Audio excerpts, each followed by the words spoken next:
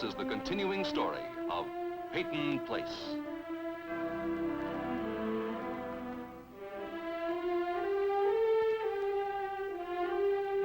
Starring Dorothy Malone as Constance Mackenzie, Warner Anderson as Matthew Swain, Ed Nelson as Michael Rossi, and Mia Farrow as Allison Mackenzie.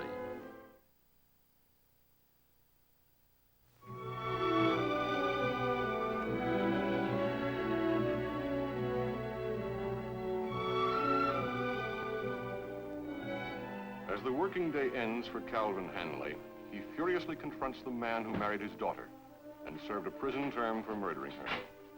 I'm closed. Closed to what? You get out of here. We're going to talk. Get out. You better close that door if you don't want us to be overheard.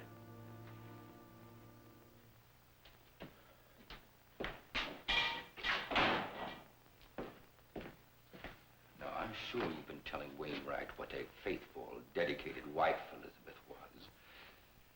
When I talked to him, I told him the truth. Lies. You've always told lies about her. Now, you know as well as I she was running around with other men. Only this is the first time I ever heard Leslie Harrington's name connected with Elizabeth. She hardly knew Harrington. Then why is Martin Peyton's lawyer asking about them? He must know something. I think you know something. Who was with Elizabeth on the night she was killed? You were with her. And you killed her. Now, you can't really believe that. If I killed her, then why did I come back here? I'd served my time. I'm free. Why would I come back here? You hated her. You still do. I came back to get at the truth. I want to know who it was that Paul overheard arguing with Elizabeth on the night she was killed. It was you. Paul thought it was I. Or someone told him it was I. No one told him. He heard you. Don't you question him anymore. You leave him alone. You leave the memory of Elizabeth alone. Leave us all alone. You are alone. Alone with all those things you're trying to bury somewhere in that twisted mind of yours.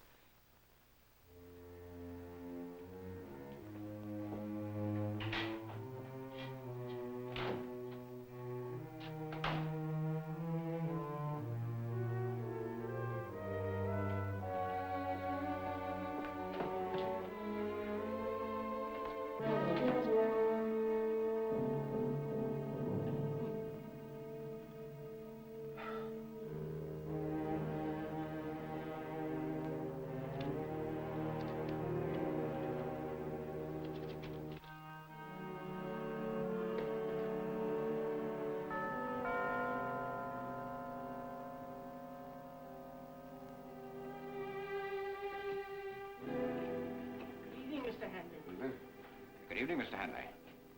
Let Christine take your coat. No, that won't be necessary. Won't you come in? Can I fix you a drink?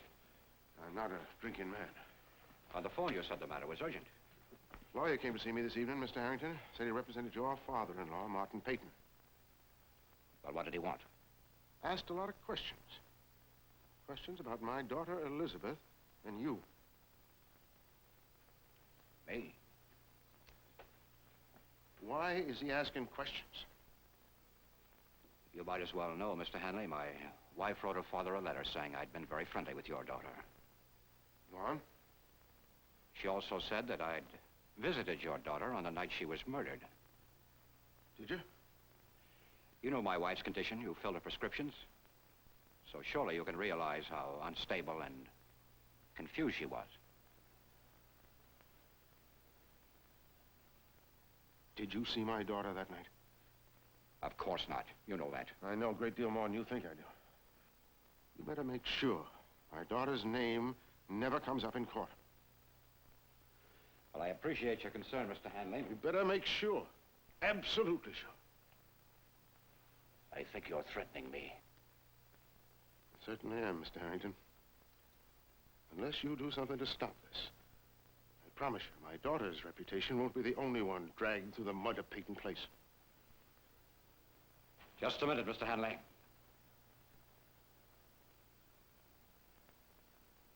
Just what did you mean by that last remark? Hello, Norman. Hello, Dad. Mr. Hanley? Evening. Good night, Mr. Hanley. We'll talk again.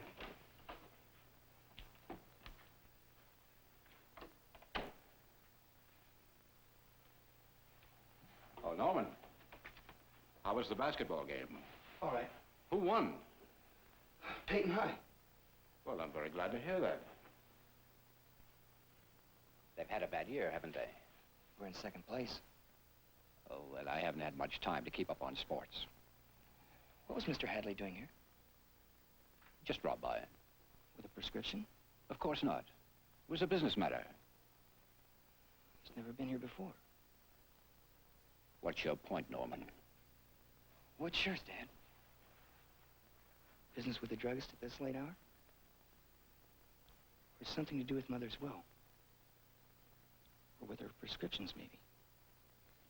Are you trying to get him to say that she'd been taking so many drugs she didn't know what she was doing? You're very good at jumping at the wrong conclusions, Norman. Can't you understand I'm only fighting for what someday will rightfully belong to you and Rodney? Dragging Mother's name into court for Rodney and me? For Rod, you, and for myself. I'm not going to let Martin Peyton take anything away from us. You amaze me, Dad. You really do. You won't let Martin Peyton take anything away from us, will you? Okay, Dad. Okay. But I wish you'd tell me one thing. Just one thing. What do you think we'll have left?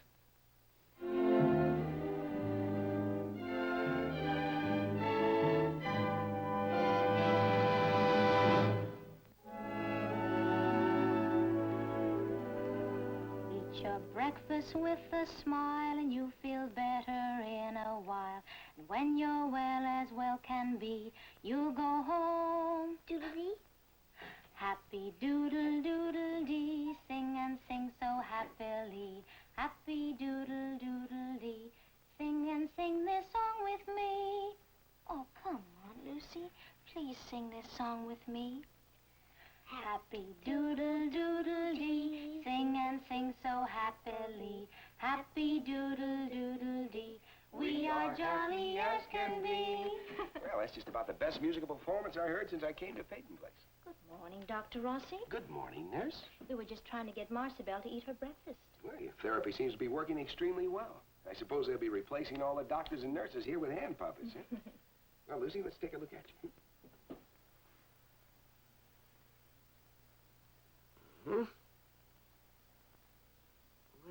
guess what? What? Clear as a bell. You get an A on all your tests. Does that mean I get to go home? Well, maybe. After lunch.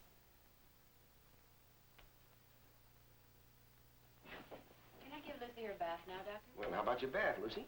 I'm not dirty, but okay. Slide this out of the way. Yes. All right, out you go. And your slippers?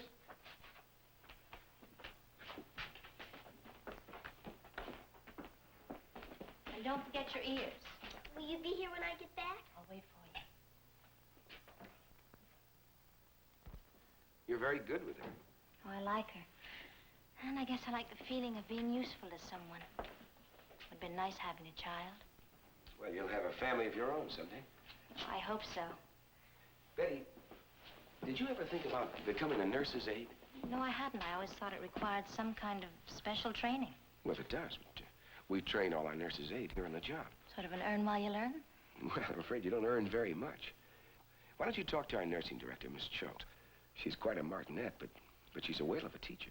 Well, can I think about it, Doctor? I wish you would.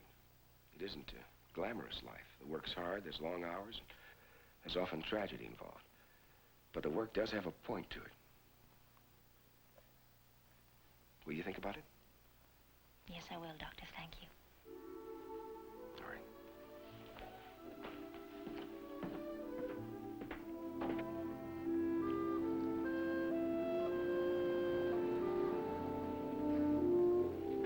Hello, Paul. Good morning. Good morning. You waiting for me? Yes, I am. I'd like to pay that bill. You know, when I get an honest impulse, I feel I should act on it right away.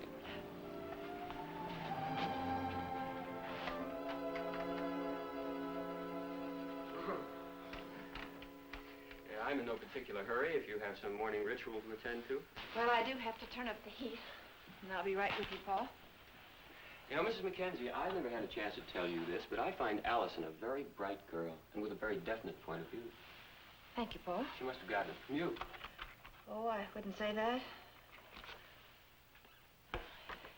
Your balance is $45.25.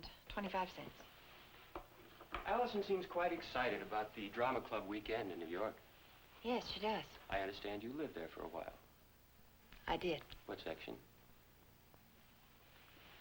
Washington Square? Well, then you must know the village. Yes, I do. Coffee houses, cafes, art exhibits. I'll bet you enjoyed every minute of it. The coffee houses were after my time. Oh. Well, I always enjoyed the village. The atmosphere, I suppose. Freedom, expression. Just about the opposite from Peyton Place, don't you think so? I'm afraid I don't know what you mean. Well, in a town like this, everyone seems to know what everyone else is doing. And the pitiful thing about it is that everyone seems to care about knowing. While in New York, one could hardly care less about his neighbors. I imagine you've been back there many times. No.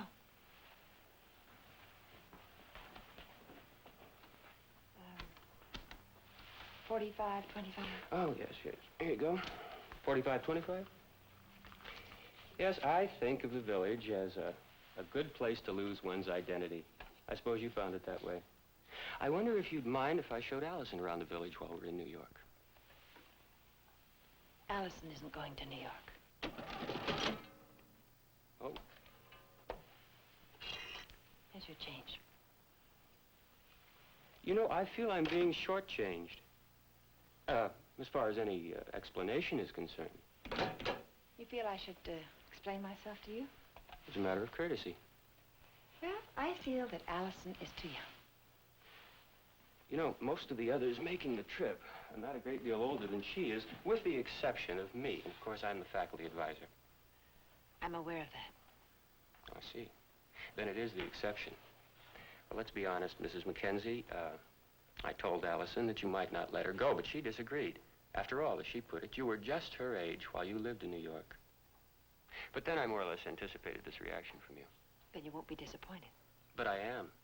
I am, and I'm afraid Allison will be. See, it's very hard for her. See, it's so difficult for a young girl to accept a disappointment without any valid explanations. Do you agree? Good day, Mr. Hanley.